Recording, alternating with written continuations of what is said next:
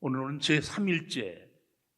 우리가 믿는 하나님은 세상의 어떤 종교에서 찾아볼 수 없는 성부, 성자, 성령 삼위일체 되신 하나님을 믿는다고 했습니다. 믿습니까? 오늘 여러 가지 문제가 많으나 정치, 경제, 사회, 가정, 직장, 교회, 세상의 나라, 가장 큰 문제는 경제적인 어려움이 아니라 사랑이 메말라가고 있다는 것이라고 했습니다. 그래서 이번 말씀 집회의 주제는 성부, 성자, 성령 삼위일체 되신 하나님이 사랑의 원자로와 같다면, 사랑의 댐과 같다면 우리가 이번 부흥회를 통하여 그 삼위일체 하나님으로부터 사랑을 충만히 공급받아 만족함으로 끝나지 않고 이 사랑을 세상에 흘려보내는 축복의 사람들이 되기를 다시 한번 축원합니다. 오늘은 성령의 그 큰 사랑, 이 말씀이 오늘 우리들에게 정말 필요한 까닭은 성부 하나님은 천지와 만물을 창조하셨고 성자 하나님은 우리를 구원하시기 위해 십자가에 못 박혀 죽으셨습니다. 이 하나님의 사랑의 역사, 예수 그리스도의 사랑의 역사가 너무 잘 알고 있고 얼마든지 우리가 이야기할 수 있고 잘 알고 있습니다. 그런데 성부 하나님, 성자 하나님, 성령 하나님, 그런데 성령 하나님은 뭘 하셨는지, 뭘 하고 계시는지 어슴푸레 알지만 정확하게 모릅니다. 그래서 우리는 때때로 하나님을 많이, 그리고 예수 그리스도를 많이 주님 주님 찾으면서도 성령 하나님은 찾지도 않고 인정하지도 않고 감사하지도 않을 때가 많습니다. 삼위일체 하나님에 대한 신앙 중에서 우리가 균형이 깨지고 있다라는 겁니다. 정말 우리가 하나님만 찾으면 되는가? 예수님만 찾으면 되는가? 성령님은 뒷방에 그냥 모셔놓고 있으면 되는가? 결코 그렇지 않습니다.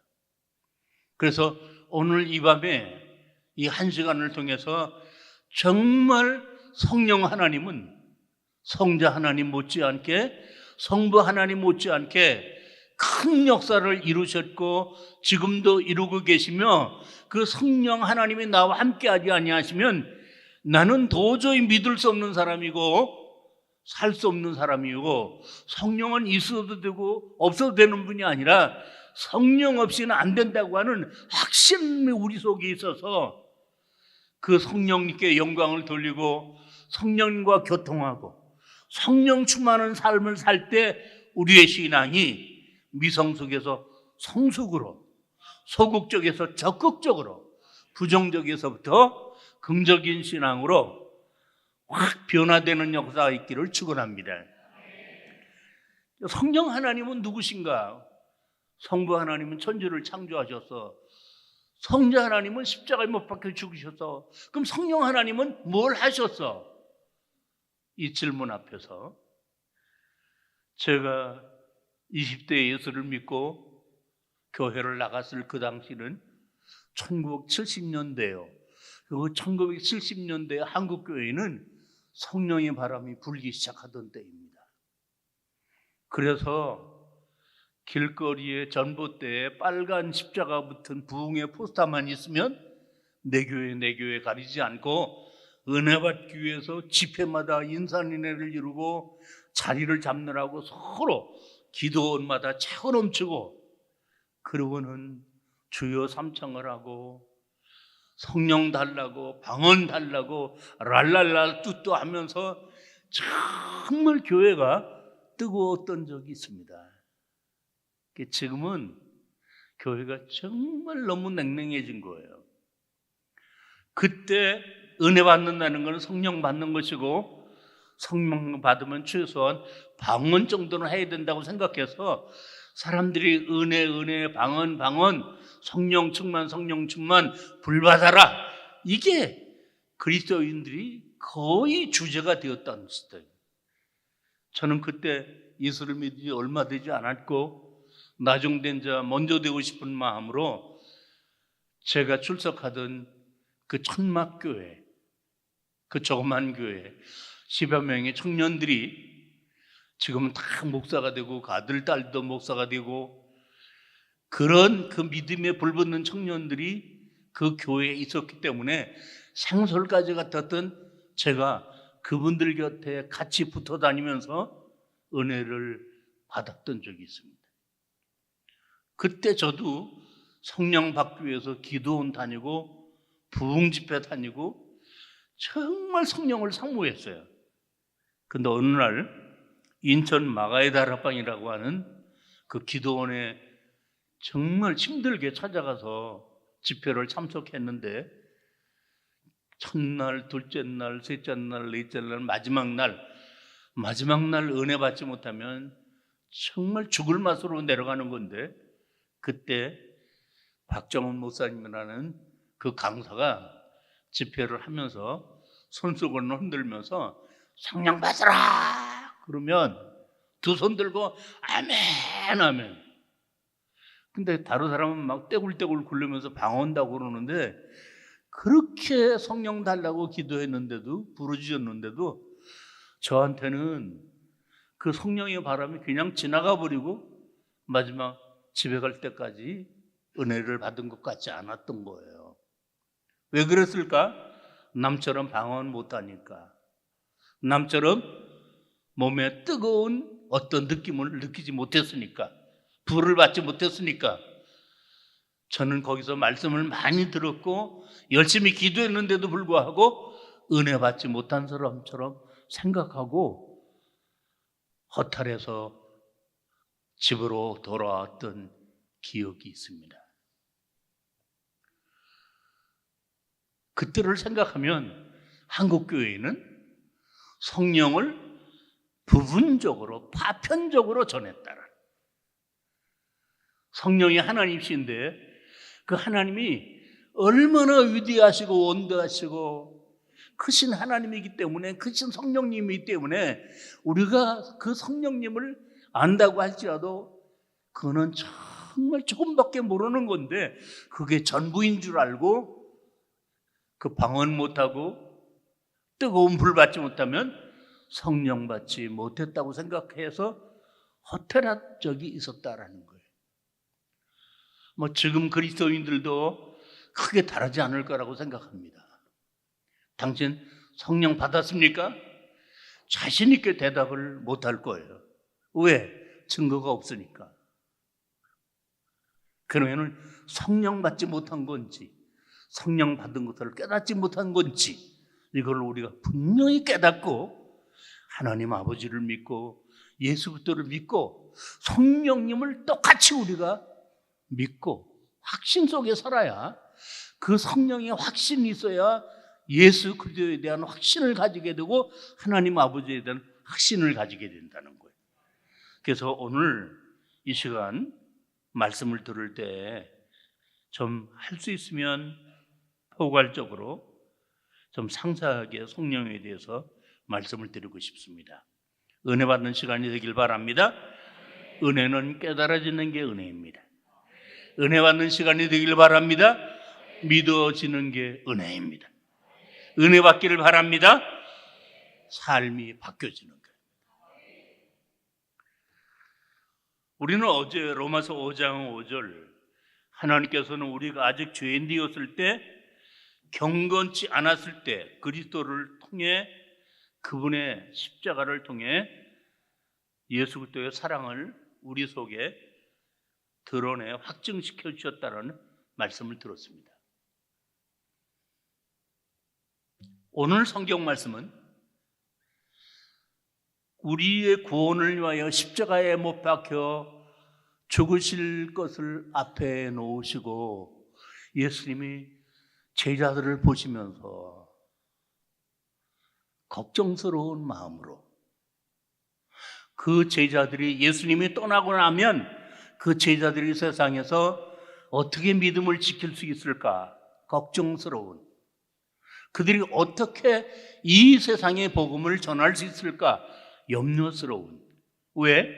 예수님과 함께 하셨을 때에도 3년 동안 예수님의 가르침을 받고도 어떻게 해요? 십자가 앞에서 도망치던 자요. 수제자 베드로는 주님 모른다고 겁에 질려서 3번째 주님을 부인하던 자요. 다시 옛날 고기잡이로 돌아갈 수밖에 없었던 그들의 나약한 모습, 예수님이 떠나시고 난 다음에 그 제자들에게 몰아닥치는 환난과 핍박, 주님이 계실 때에도 연약했는데 주님이 가버리시고 나면 그 제자들이 과연 그 믿음을 지킬 수 있을 것인가? 제자들이 도무지 믿었지 않은 그 상태, 주님은 염려가 되셨죠.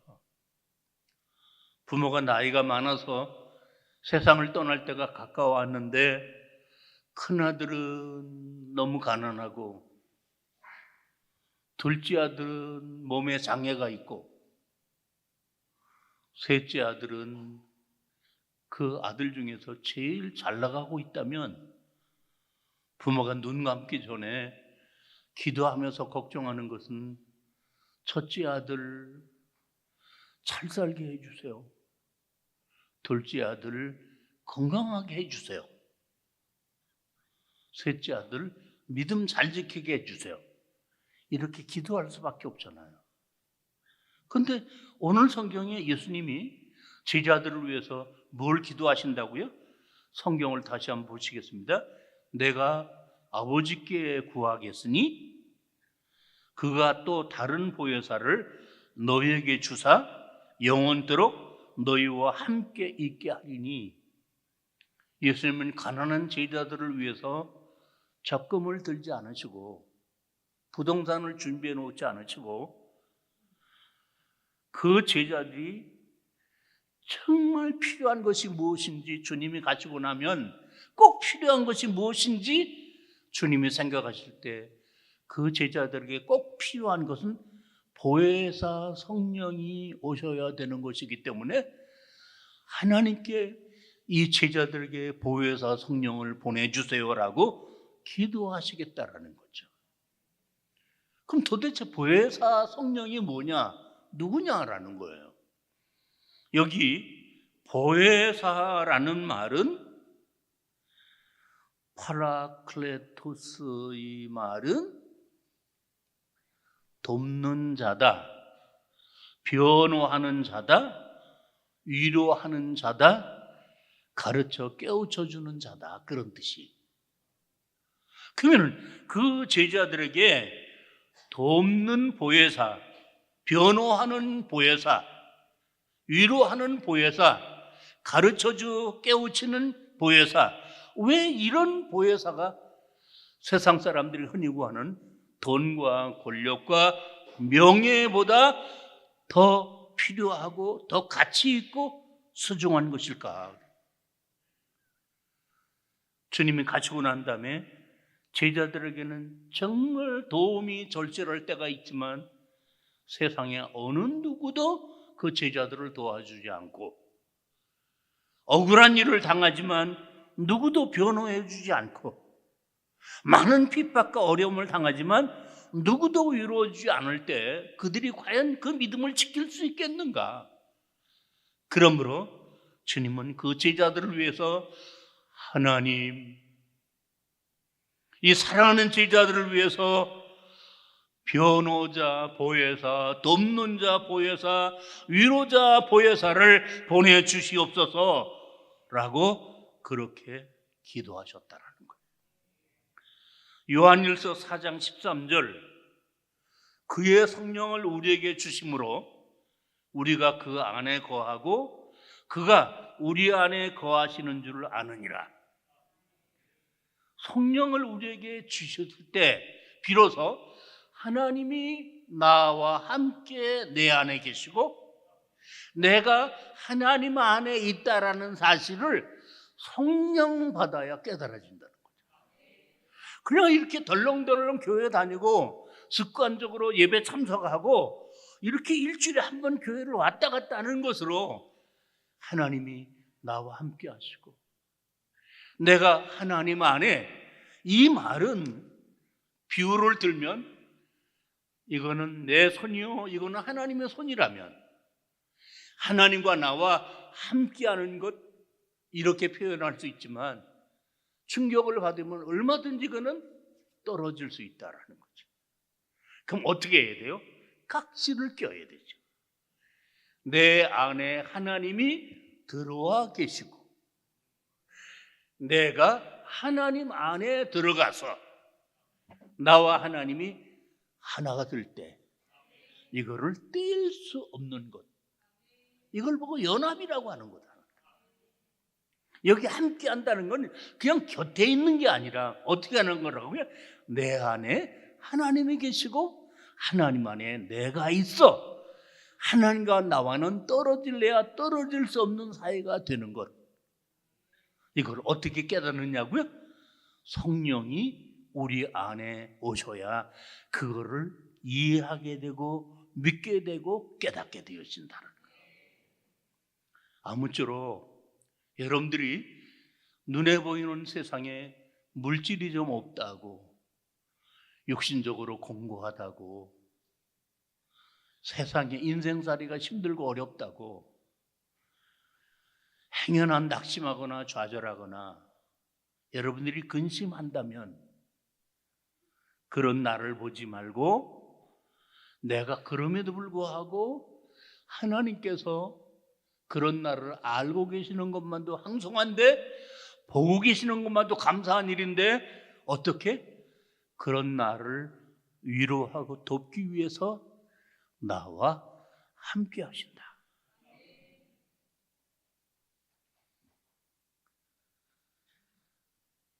하나님이 보이는 육체로 나타나신다면 모든 사람과 함께 할 수 없어요.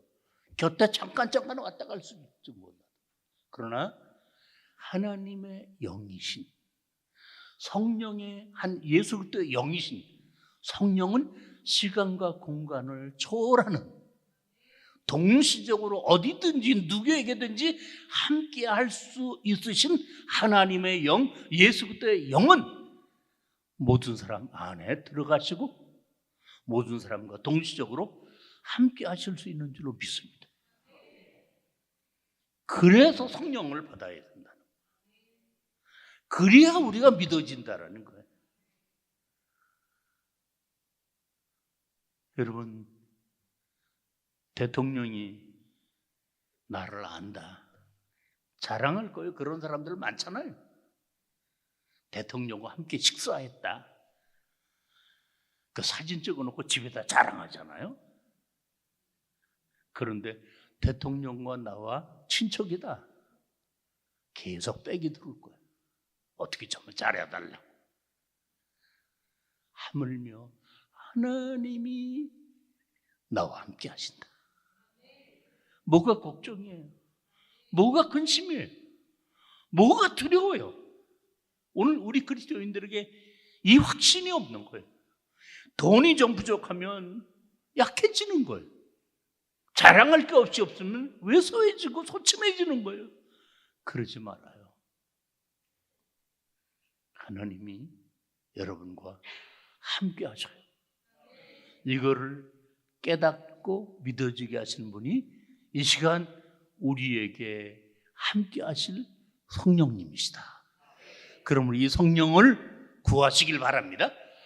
그래서 여러분이 성경을 읽을 때 이 성령을 초청해야 되고, 여러분이 설교 말씀을 들을 때 이 성령의 도우심을 구해야 되고, 그래서 성령의 감동으로 기록된 말씀을 진리의 성령께서 나에게 지혜와 계시의 정신을 주실 때 그 성경이 깨달아지고, 성경을 풀어서 말씀을 전할 때 그 말씀과 함께 하시는 성령이 이거는 너에게 주는 말씀이야, 이건 널 들으라고 하는 거야.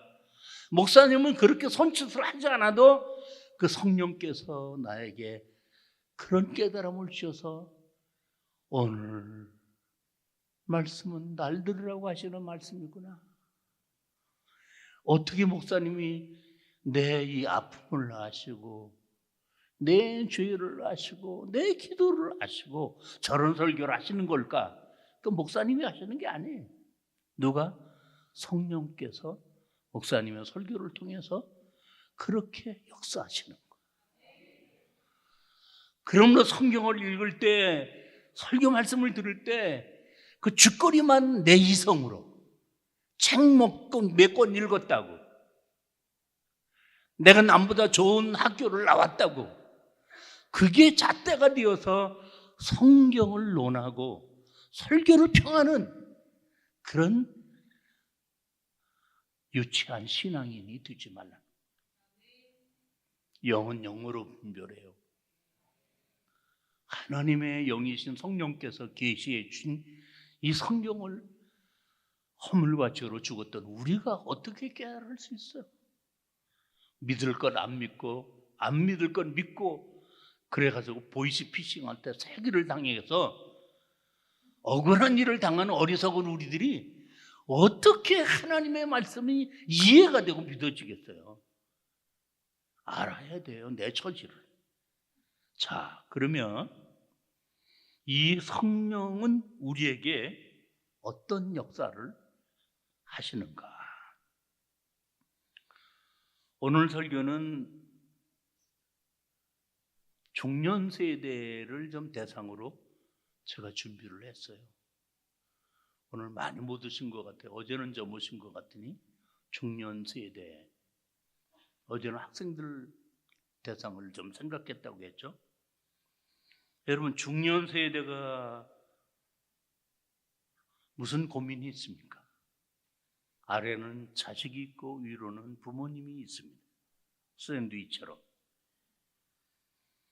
그리고 점점 경제가 어려워지면서 미래가 불확실해지고 일, 직장, 건강, 내일에 대한 염려, 이제 내가 퇴직할 날이 얼마 안 남았는데 그 후에 대책, 가족들은 몰라도 나는 이런 여러 가지를 생각하면 밤잠이 오지 않고 입맛이 이뤄질 때가 바로 중년 세대다라는 거예요. 여러분에게 이런 고민이 있다면 이 문제를 여러분이 해결해 나갈 수 있습니까? 고민한다고 문제가 해결됩니까? 고민하고 싶어서 고민합니까? 우리에게는 아마 이런 숙제가 있을 거라는 거죠. 있을 수밖에 없다는 거예요. 우리가 죄인 되었을 때 그리스도께 우리를 사랑하신 것처럼 우리가 고민하고 있을 때 하나님이 우리의 고민을 아시고, 우리가 내일에 대해서 알지 못하고 있을 때 하나님은 나름대로 나의 미래를 계획하고 놓고 계시는 줄로 믿습니다. 성령님은 그런 나에게 사랑이신, 사랑의 원천이신 하나님의 사랑을 깨우쳐 주시고, 그냥 습관적으로 들었던 예수님의 십자가 사랑을 다시 깊이 의미 있게 해 주시고, 이 사랑을 통해서 육신적인 이런 염려들을 극복해 나갈 수 있도록 우리에게 오늘도 이 시간도 역사하시는 하나님이신 줄로 믿습니다. 그러면 그 성령께서 우리를 어떻게 변화시키시는가? 첫째, 성령은 우리 안에서 완고한 마음을 부드럽게 만들어 주시고, 걱정과 염려를 안심으로 평안하게 하시고, 세상 기준이 아닌, 내 기준이 아닌 하나님의 시각으로, 하나님의 기준으로 나의 염려거리를 다시 걸러보게 하신다. 내가 볼 때는 염려인데, 어제 제가 말씀드린 것처럼 내가 볼 때는 내가 암이고, 이 암은 사람들이 다 두려워하는 것이고, 세상에 암 걸려가지고 기쁘고 감사한 사람이 세상에 미친 사람이지 누구이겠는가? 그래서 그거를 극복하려고 애를 쓰고 고민하고 그러지만 그거를 고쳐주시는 분이 하나님이시다. 그럼 그 하나님을 찾게 되고 그 하나님을 의지하게 되고 그 하나님께 맡기게 되고, 죽음이라면 누구에게나 다 찾아오는 것, 빨리 죽고 늦게 죽고의 차이라면, 야, 이게 암에 걸려 죽는다면 죽기 전에 내가 해야 될 일이 무엇인가를 먼저 찾는 것이, 그것부터 시작하는 것이 암을 고치려고 하는 노력이나 암에 대한 두려움보다 우리가 해야 할 선행적인 일이라는 사실도 성령께서 우리에게 주시는 깨달음 중에 하나인 줄로 믿습니다. 그래서 성령이 우리 안에 계시고 나와 함께 하시면 조급한 마음이, 강팍한 마음이, 그리고 분노하는 마음이, 슬픈 마음이, 절망스러운 마음이 이게 순화되어지는 거예요. 성령께서만. 왜? 하나님이 마음을 지으신 분이기 때문에 그 마음을 다스릴 수 있는 분도 하나님 분이에요. 약으로 되어지는 게 아니에요. 내가 내 마음을 못 다스리는 건 여러분 아시죠? 그다음 우리가 괴로워하는 것 중에 하나가 이 가족 안에서 가족들과의 관계, 이웃과의 관계, 그리고 친구와의 관계. 여러분, 요즘은 우리가 닭장과 같은 아파트에 살고 있는데, 저도 그런 체험을 했는데, 아래 윗집 층간소음 때문에 이웃 사촌이 아니고 이웃 원수가 되는 경우가 참 많잖아요. 그래서 살인사건도 많아요. 제가 음악을 좋아해서 집에서 음악 감상을 하려면 그래도 우퍼 저음이 쾅쾅 받쳐주고 울려줘야 되는 건데, 저는 뭣도 모르고 그렇게 했는데 밑에서 전화가 오더라고요. 그래서 제가 목사인데 그 사람하고 싸울 수도 없는 거고, 그래서 그분은 올라오라고 그랬어요.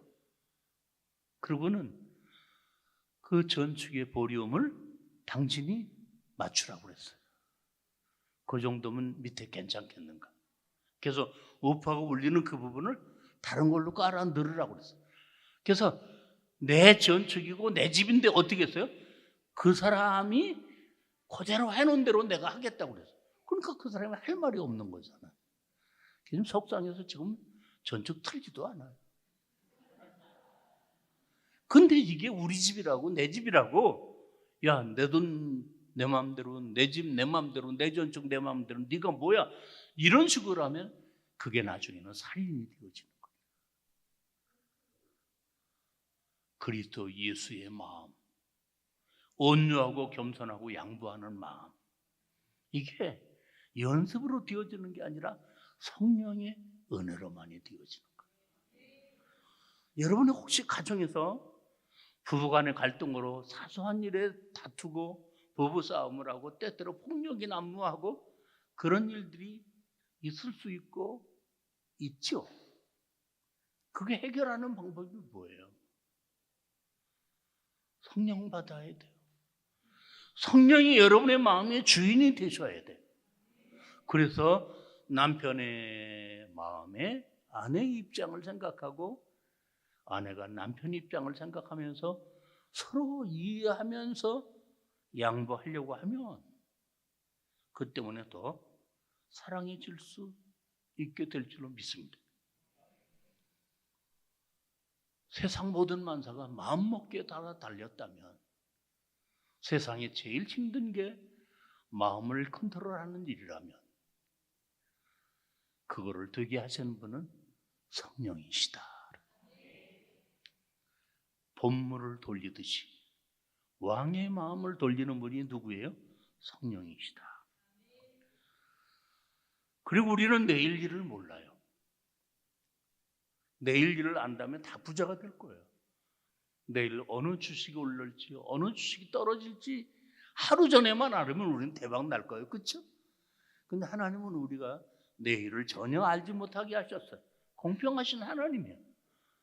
점집에 찾아가서 내일을 미리 알아보지만 그 점을 치는 사람이 자기의 내일은 알까요? 그러니까 맞을 수도 있고 안 맞을 수 있는 답을 해주는데 딱 맞는 게 와, 그 사람 용하다 그런다. 아니, 영원하신 하나님만. 영원이란 무슨 뜻이에요? 과거와 현재와 미래가 우리는 논리적으로 시간적으로 단절되어 있어요. 우리는 과거로 돌아갈 수 없어요. 우리는 미래로 나아갈 수 없어요. 알고 보면 우리는 항상 현재에만 머물러 있어요.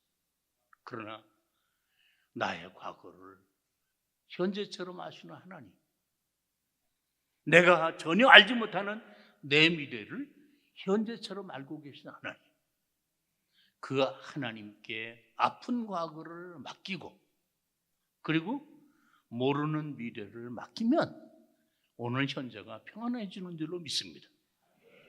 왜요? 많은 사람이 지나간 과거를 걱정하고 많은 사람이 아직 오지 않은 미래를 불안해하니까 행복하게 살아야 할 오늘을 행복하게 살지 못하니까 오늘이 행복하지 못하면 과거가 행복하지 못하고 오늘이 행복하지 못하면 미래도 행복하지 못하는 거다. 너희 염려를 주께 어떻게 하라고요? 맡기라. 이게 마음대로 되는 게 아니라 성령이 오셔서 그 성령이 내 마음의 주인이 되셔서 나를 컨트롤해 주실 때만이 가능하다.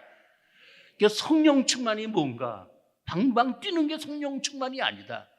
성령 충만이 뭔가 병 고치는 게 성령 충만이 아니다.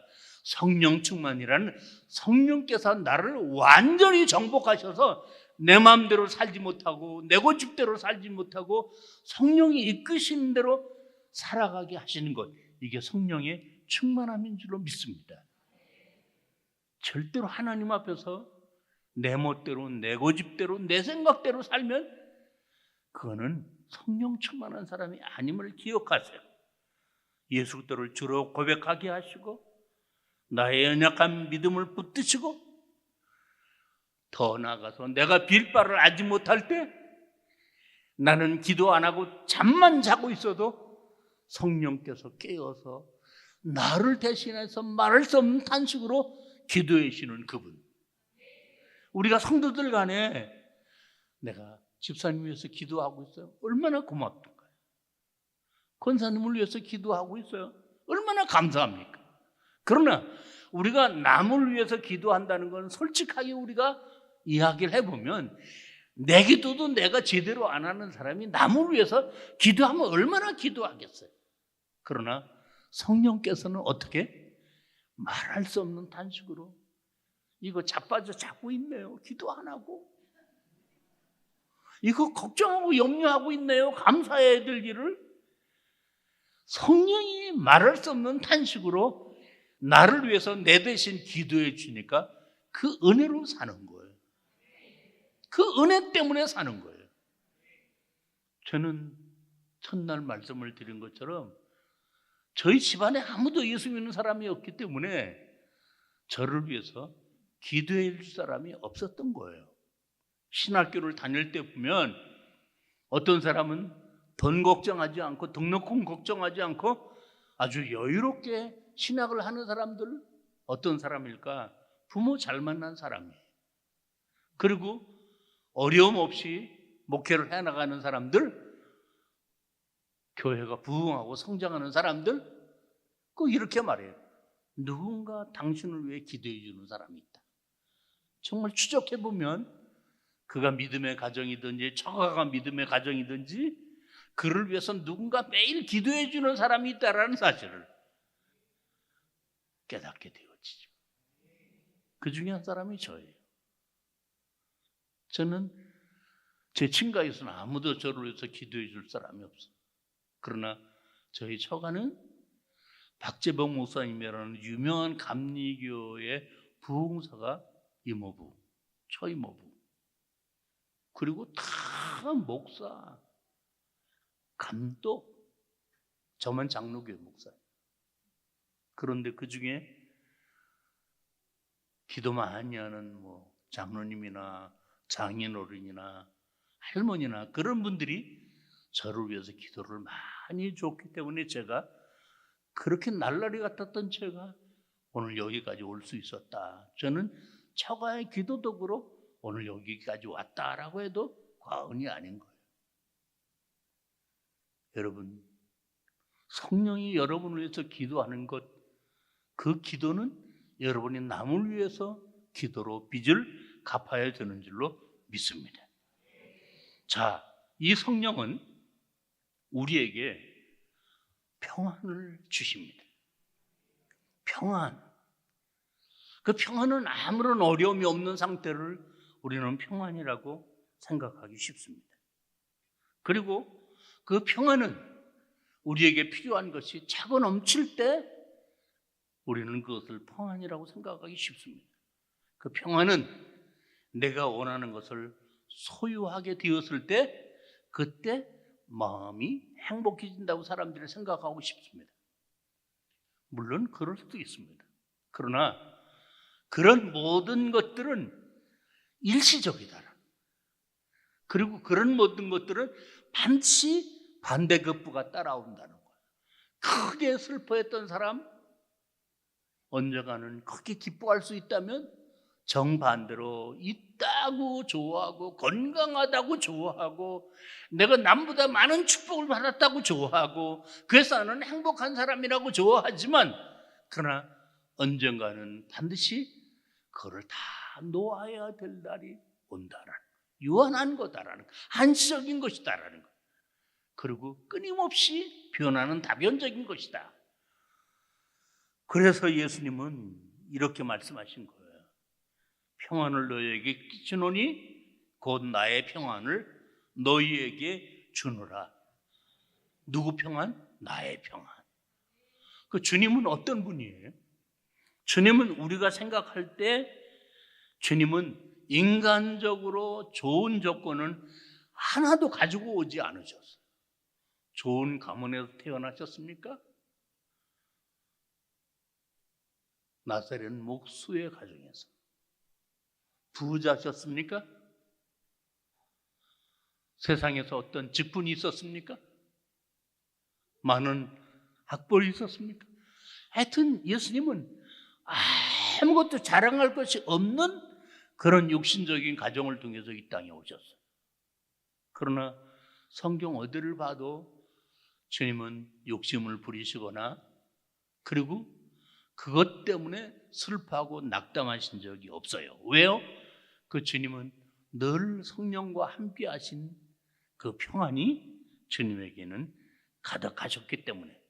그런데 주님 혼자서만 그 평안을 누리시는 게 아니라 그 평안을 어떻게 있으면서도 불평하고 가졌으면서도 욕심 부리고 그래서 그것 때문에 불안해하고 그것 때문에 고민하는 우리들에게 어떻게 이거 바꿔 먹어봐.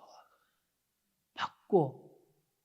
그래서 우리의 근심은 가져가시고 주님의 평안을 우리의 것이 되게 하시는 그 바꿈의 은혜를 통해서 우리는 진짜 주님이 주시는 평안이 무엇인가를 비로소 깨닫게 되어지죠. 이 축복을 받으시기를 축복합니다.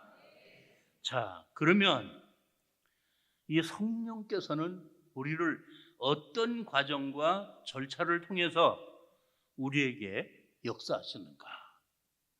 우리는 어제 허물과 죄로 죽었던 우리들이라고 했습니다. 여러분 생각해 보십시오. 허물과 죄로 죽은 사람이 스스로 일어날 수 있습니까? 일어날 수 없죠. 누군가 일으켜야 합니다. 그 주님이 일으키시는 그 첫 번째 단계가 무엇인가? 그것이 바로 부르시는 거예요. 부르시는 것. 나사로를 무덤에서부터 불러내시듯이 부르시는 거예요. 너희가 허물과 죄로 죽었던 너희를 살리셨도다.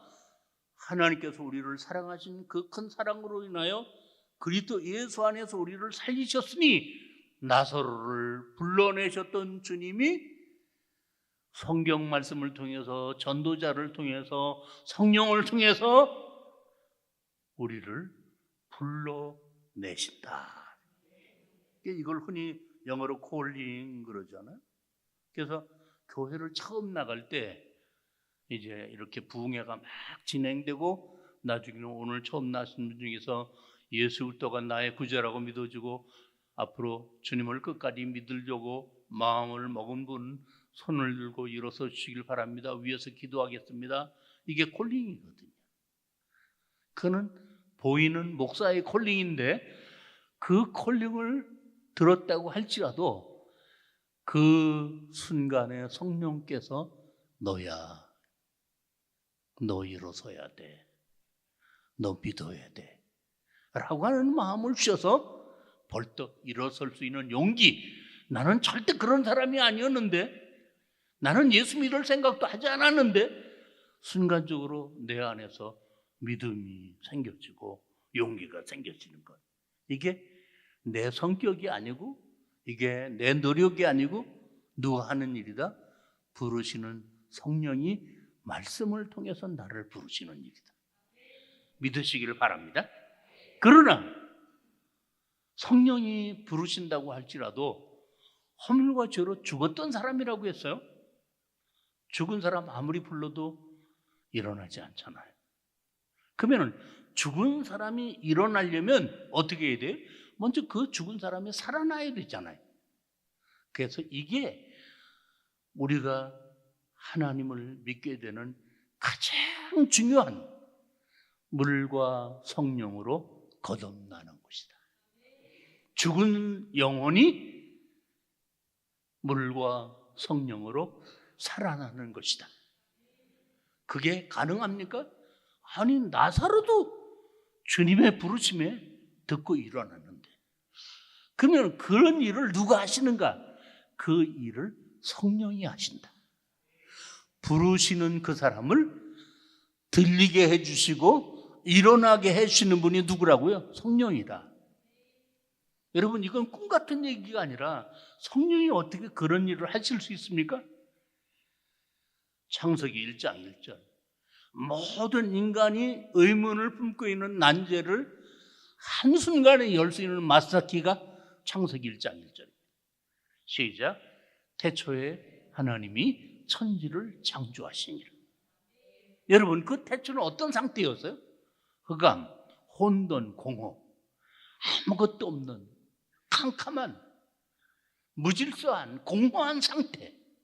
생명도 없고 빛도 없고 아무것도 없는 그 상태. 그런데 영원하신 생명이고 전능하신 하나님이 빛이 있으라 말씀하셨을 때 빛이 있었다. 근데 우리가 거기서 놓지 말아야 될 것은 하나님의 신이 수면 위에 운행하시더라. 그 신이 성령이고 운행하시더라는 말은 그 성령이 역사를 하셨다는 거죠. 호버링 그러는데.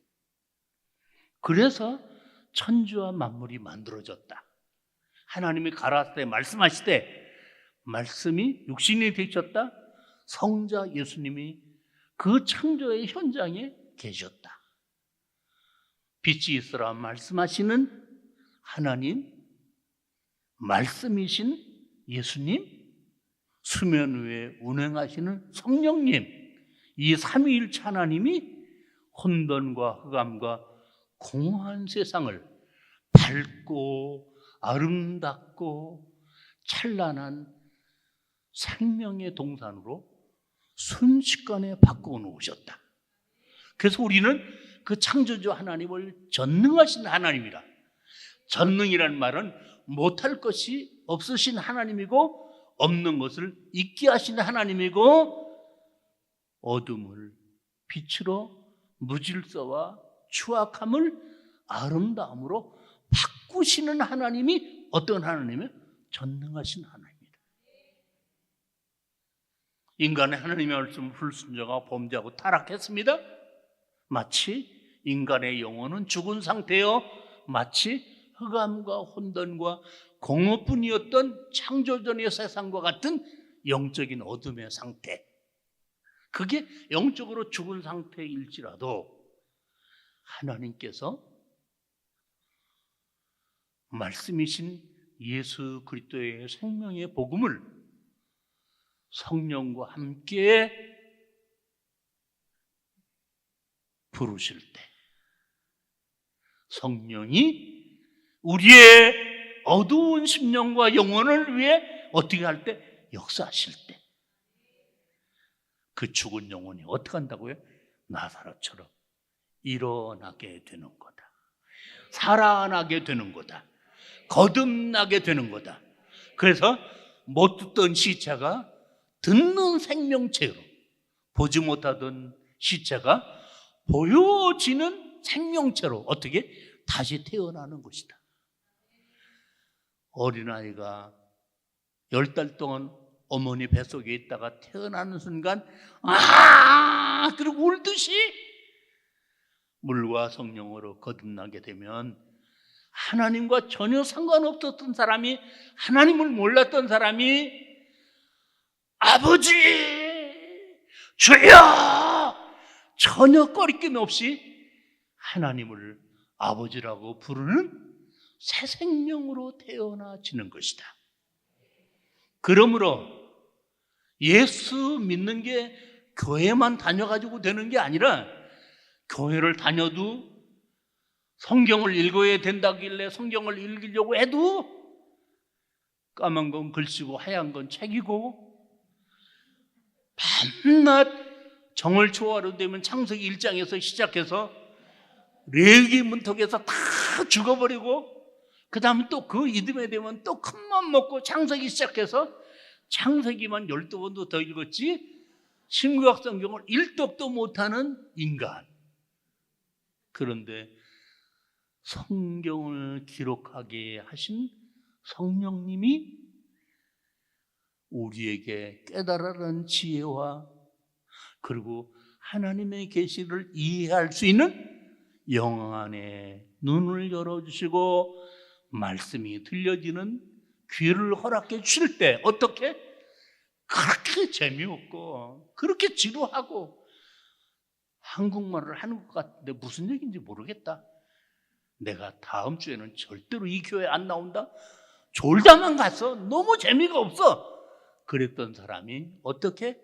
말씀이 송이꿀처럼 달게 느껴진다.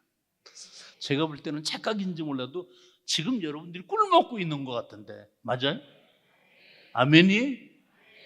이 역사 누가 가르쳐 주지 않았는데도 어머니 뱃속에서 태어난 아기는 엄마 젖꼭지를 순식간에 빨고 쪽쪽거리는 것처럼 우리가 하나님의 말씀이 달아지고 하나님의 말씀이 은혜로워져서 설교 시간을 그리워하고 성경을 읽기 시작하는 이런 생명의 역사, 이거 우리의 결심으로 되어지는 게 아니라 성령의 은혜로 되어지는 줄로 믿습니다.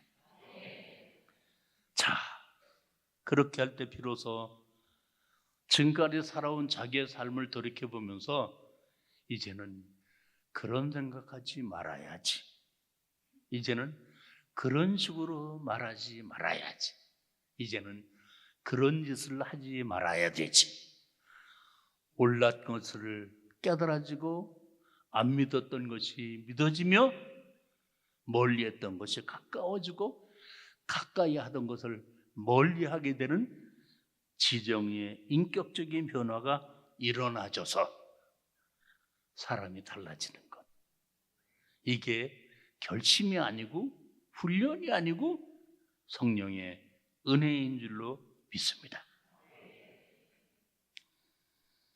그러나 이걸로 다가 아니거든요. 인간이 범죄하고 타락한 이후에 땅에 나타난 징조 중에 하나가 찔레와 엉겅퀴가 무성하게 된 거예요. 그래서 곡식은 뿌려야만 싹이 나고 거름을 주어야만 자라는데 누가 뿌렸는지 모르는 잡초가 곡식보다 더 먼저 싹이 나고 거름을 주는 곡식보다 더 무성하게 자라고, 이게 하나님 앞에 범죄한 인생들이 사는 땅인 것처럼 우리가 예수 믿고 이렇게 다시 태어났다고 할지라도 우리가 믿음 생활을 하는 이 세상은 믿기 전에 우리가 살던 바로 그 세상이고, 이 세상에는 여전히 죄가 있고, 그리고 우리가 예수를 믿는 순간서부터 우리의 친구였던 사탄은 우리를 적으로 여기고, 그리고 끊임없이 우리의 믿음을 무너뜨리려고 시험하고 도전해 온다. 그러니까 이런 세상에서 결심하고 잘 믿어보려고 해도 시험이 많아가지고 중간에 낙심하고 좌절하는 것, 이건 너무 쉬운 일인 거예요. 그래서 우리의 신앙이 보면 좋았다 내려갔다, 좋았다 내려갔다. 그래서 내려갔다가 올라가지 않으면 이거 타락인 거예요. 그러나 내려갔다고 할지라도 회개하고 다시 올라가면 이거는 성장인 거예요. 바로 이 성장하는 은혜가 필요한데, 이거를 뒷받침해 주는 분이 누구예요? 성령이시다. 그 시험과 유혹과 그 죄악을 이기게 해주시는 분이 바로 성령이시다. 그의 영광의 풍성함에 따라 그의 성령으로 말미암아, 시작, 너희 속사람을 능력으로 강건하게 하시오며 믿음으로 말미암아 그리스도께서 너희 마음에 계시게 하시고, 너희가 사랑 가운데서 뿌리가 박히고 터가 굳어져서, 잘 보세요. 누구로 말미암아? 그의 영광의 풍성함을 따라 그의 누구로 말미암아? 성령으로 말미암아. 믿음이 생겨지는 것도 성령의 은혜, 믿음이 뿌리를 내리는 것도 성령의 은혜. 그 믿음이 풍파를 만나도 넘어질 수는 있으나 흔들릴 수는 있으나 아주 엎드러지지 않고 다시 일어설 수 있는 것도 성령의 은혜. 믿음이 없는 것 같아도 주님은 항상 내 안에 계신다라는 사실을 믿어지게 하는 분도 누구예요? 성령이다. 이런 말씀을 깨달으면 성령은 아플 때 암 고치기 위해서 주여 삼창하면 그제서 오시는 분이 아닌 거예요. 알겠습니까? 성령은 우리 친정어머니처럼, 어린아기 엄마처럼 늘 우리 곁에서 우리를 지켜서 붙잡아 주지 아니하시면, 우리가 그 금 같은 은혜의 믿음을 받았을지라도 길가에 뿌린 씨앗이 악한 마귀가 와서 먹어치우는 것처럼 많은 사람이 교회를 등록하지만 남는 사람이 많지 않은 이유는 이런 시험과 유혹에서 넘어졌기 때문인 거예요. 그래서 여러분이 이 세상에서 그래도 이번 부흥의 셋째 날까지 오는 것, 잘나서가 아니라 누구의 은혜예요? 성령의 은혜예요. 이럴 때는 속으로 이렇게 하는 거예요. 성령님 감사합니다. 꼭 이렇게 하세요. 앞으로는 성령님 감사합니다. 이게 내 힘이 아니라 성령의 은혜라는 사실을 항상 하나님께 영광을 돌린다 그러는데, 이제부터는 누구에게 영광을 돌리라고요? 성령님께 영광을 돌리라고. 나의 나 된 것은 내가 아니요 누구의 은혜라? 하나님의 은혜라. 왜 그럴까? 여러분, 애가 태어났어요. 그럼 그 아이가 천재이기 때문에 나를 닮아서 애가 태어나자마자 엄마 그러더라. 여러분, 세상에 그런 아이 봤어요? 그 다음에 직장 갔다 오니까 아빠 그러더라. 그렇게 얘기하면 믿을 사람이 아무도 없어요. 야, 너 완전히 빛이 같구나 그러더라. 그런데 우리 엄마들 보세요. 엄마 엄마 세뇌시켜요. 그렇죠? 그래서 이 엄마를 세뇌시키는데 1년 걸려요. 그러다가 어느 날 애가 엄마 그러면요 춤을 춰요. 얘가 엄마를 부른다고 얘가 전화를 해요. 여보, 얘가 엄마를 불러, 엄마를. 여러분 육신의 부모를 알아보는 것도 금방 되어지는 게 아니에요. 육신의 부모를 엄마라고 부르는 것도 이게 본능적으로 되어지는 게 아니에요. 그러므로 중간에 예수를 믿은 사람에게는 특별한 하나님의 강권적인 역사로 그 사람에게 어떤 하나님이 존재한다고 하는 특별한 계시나 체험이나 이런 것들을 허락하심으로, 누구처럼 사울이 바울이 된 것처럼 다메섹 도성에서 그런 체험은 예외적인 거예요. 특별한 거예요. 그러나 보편적인 건 뭐예요? 가난한 아이들과 같이 신령한 것을 사모하고, 그래서 말씀을 듣다가 보면, 교회를 나오다 보면 새신자가 되고, 그 다음에 입교를 하고, 그 다음에 세례를 받고, 그 다음에 집 사기 전에 집사라가 되고, 권사가 되고, 장로가 되고, 이게 그 아이가 성장하듯이 우리의 믿음이 성장하는 게 지극히 정상인 거예요.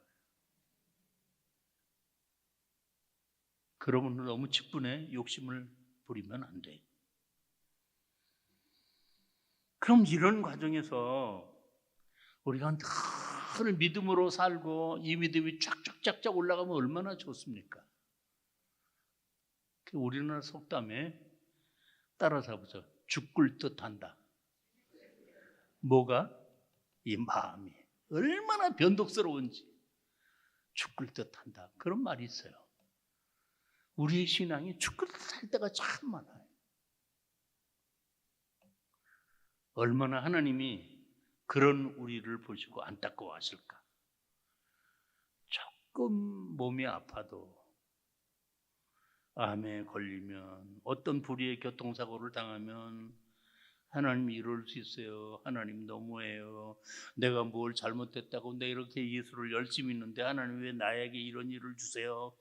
뭐 하나님 얼마나 예수하고, 정말 우리의 의지로는 우리의 믿음을 정말 성장시키는커녕 지켜나기도 어려워요. 그래서 예수님께서 오늘 성경에서 영원토록 너희와 함께 하신다라는 말은, 함께 해주지 아니하시면 언제 넘어지고 언제든지 쓰러질 수 있으니까 늘 우리와 함께 하신다는 거예요. 그러니까 아까 말씀을 드린 것처럼 제가 지금 목사가 된 것도 이게 성령의 은혜임을 알 때 어떻게 해요? 잘난 척할 수가 없는 거예요.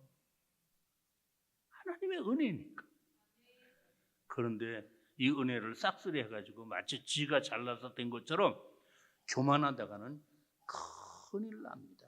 큰일 납니다. 자, 이제 마무리하겠습니다.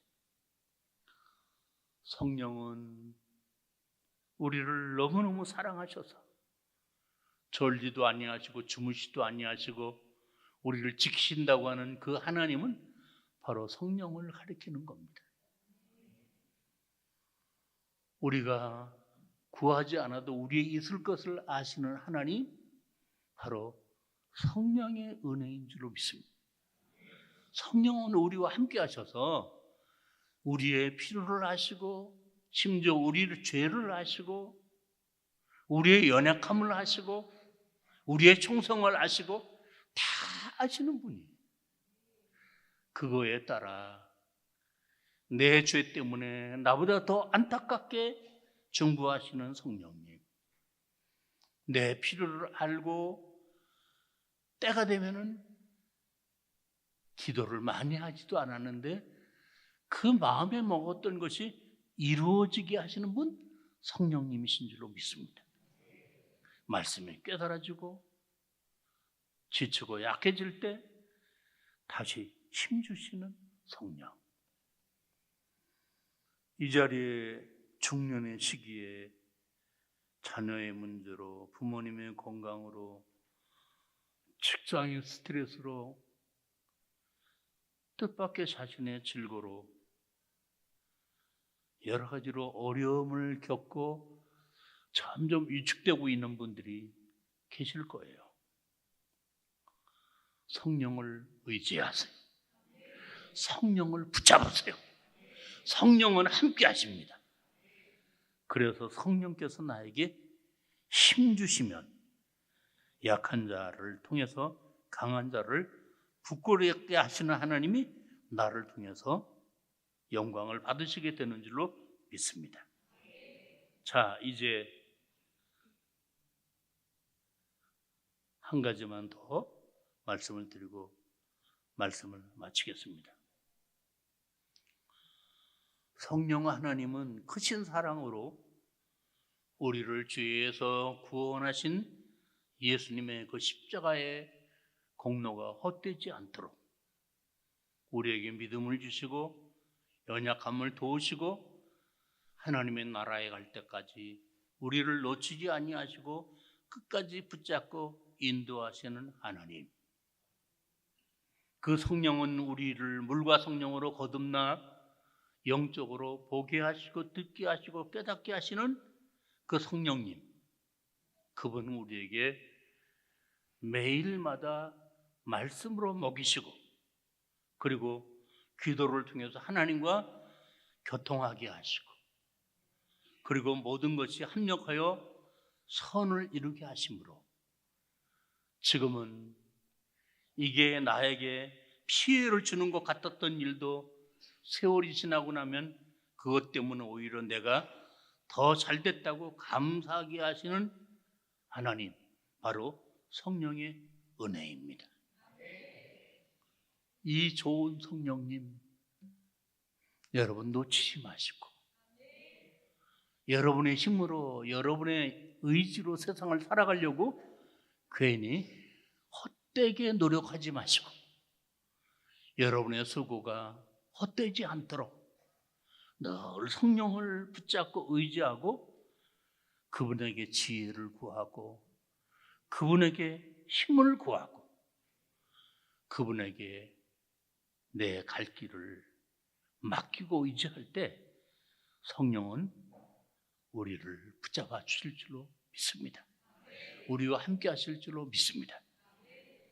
이제부터 여러분이 구할 것, 그 성령님이 온전히 나를 주인 되셔서 전적으로 나를 통치해 주셔서 주여 주의 뜻대로 살게 하옵소서라는 이 기도가 헛되지 않도록 주님의 뜻이 하늘에서 이룬 것처럼 나를 통해서 세상에서 이루어지게 하시는 그 성령, 그분과 함께 세상을 살아가신다면 이후에 여러분의 삶은 헛되지 않을 것이고 그게 바로 성령 충만한 삶이라는 사실을 기억하시고 금보다 은보다 늘 성령의 충만함을 구하시고 좋은 일이 있을 때마다 성령께 감사하고 영광 돌리고 성령은 예수 그리스도를 믿게 하시는 성령이고 예수 그리스도는 하나님을 믿게 하시는 하나님의 아들이라면 성령을 믿는 게 하나님을 믿는 거고 성령을 믿는 게 예수님을 믿는 거라는 사실을 꼭 기억하시고 자나깨나 성령 충만 성령과 함께 하시는 여러분의 인생 여정이 되기를 주님의 이름으로 축복합니다. 기도드리겠습니다.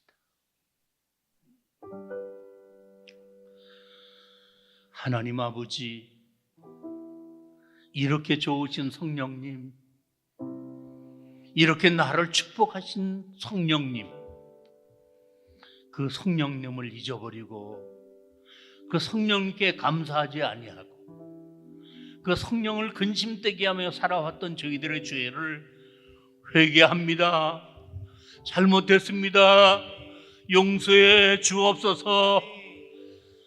금과 은보다 더 귀한 성령의 은혜가 날마다 어디서든지 늘 함께 하심으로 주님의 은혜 가운데 항상 기뻐하게 하시고 범사에 감사하게 하시고 늘 기도로 하나님과 영적으로 소통할 수 있는 은총 속에 살아가는 울산 서현교회 모든 성도들 되게 해 주옵소서. 성령에 사로잡혀 살게 하옵소서. 성령에 이끌려 살게 하옵소서. 성령 충만하게 하옵소서. 예수님의 이름으로 축복하며 기도 올리옵나이다. 아멘.